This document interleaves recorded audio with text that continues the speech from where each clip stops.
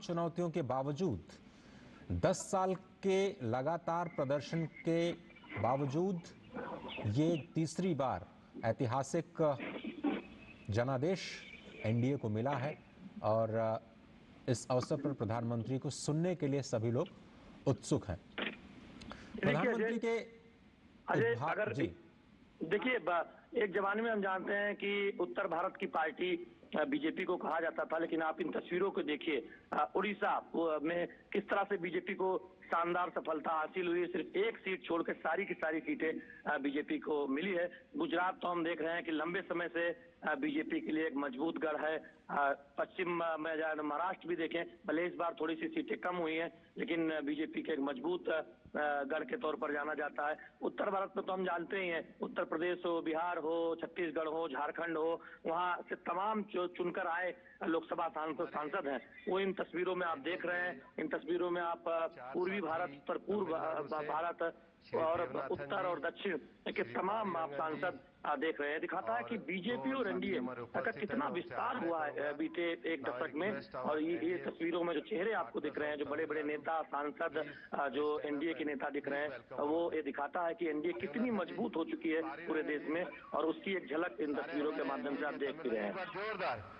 अगर थोड़ा सा प्रियम्प्ट करना चाहें, वो कौन से मुद्दे हैं, वो कौन सी बातें हैं जो प्रधानमंत्री इस बार रख सकते हैं एनडीए के अपने सहयोगी दलों के सामने, इन सभी सांसदों के सामने?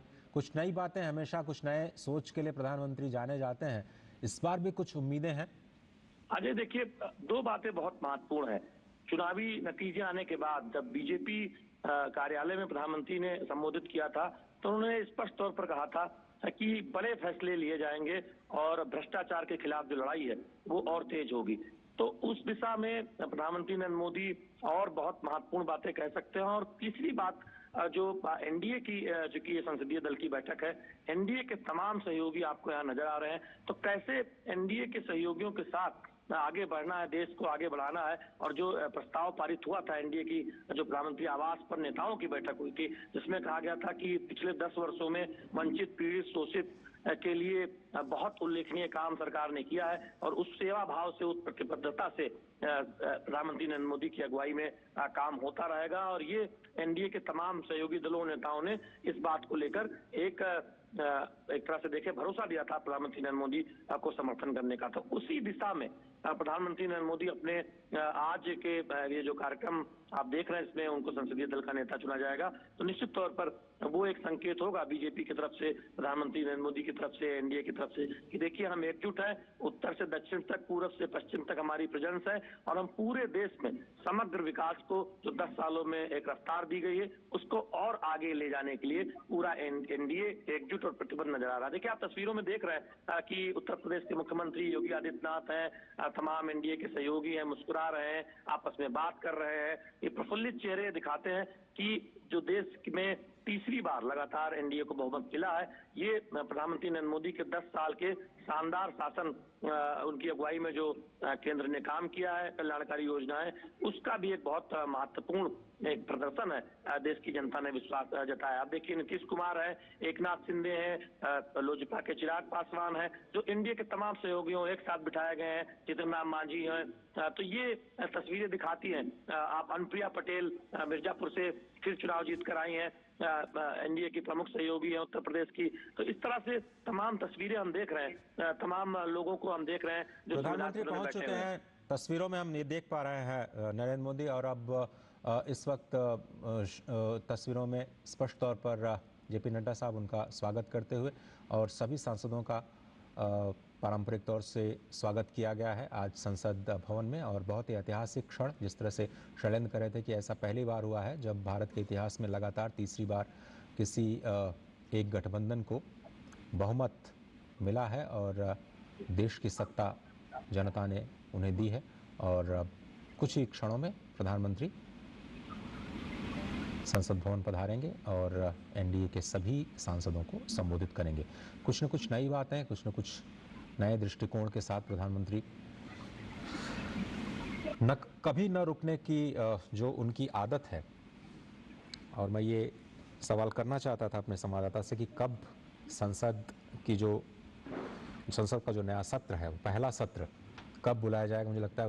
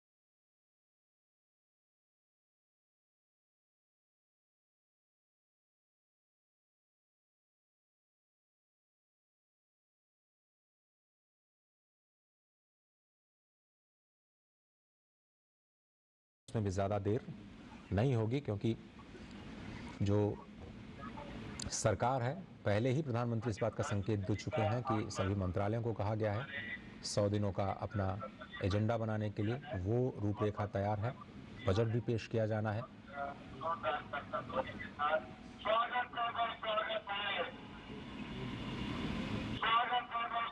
और ये सीधी तस्वीरें संसद भवन से।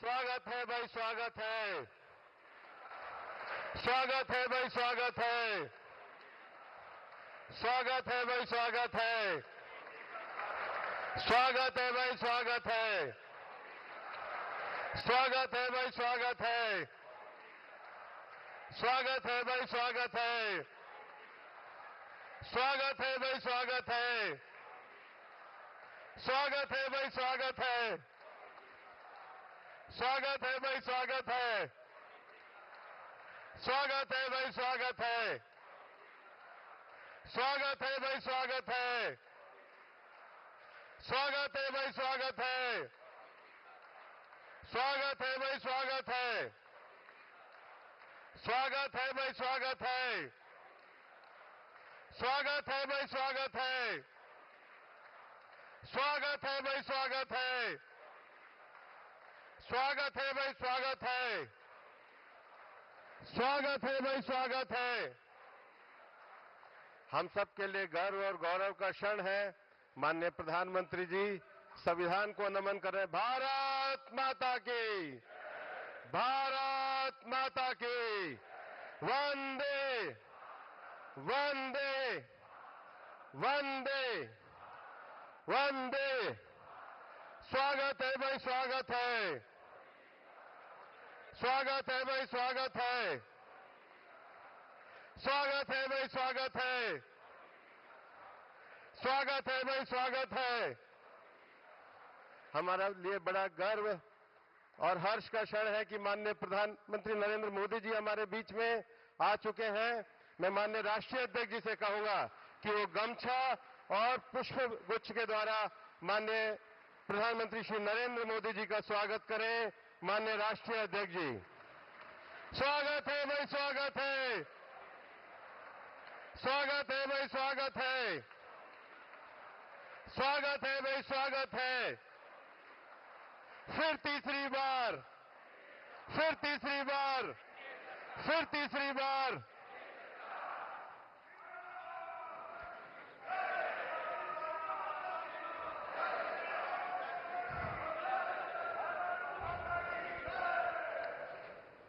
आज इस एनडीए की बैठक में मैं माननीय राष्ट्रीय अध्यक्ष जी से आग्रह करूंगा कि वे स्वागत भाषण के साथ आज की इस बैठक को प्रारंभ करें। राष्ट्रीय अध्यक्ष माननीय जगत प्रकाश नड्डा जी, हम जोरदार करताल ध्वनि के साथ माननीय राष्ट्रीय अध्यक्ष जी ने सेवा और संगठन के द्वारा जो विस्तार किया है, हम सब उनका अभिनंदन करते हैं। बोलिए भारत माता की, भारत माता की, भारत माता की। आज के इस कार्यक्रम में हम सबके बीच में उपस्थित हम सबके यशस्वी प्रधानमंत्री आदरणीय श्री नरेंद्र मोदी जी,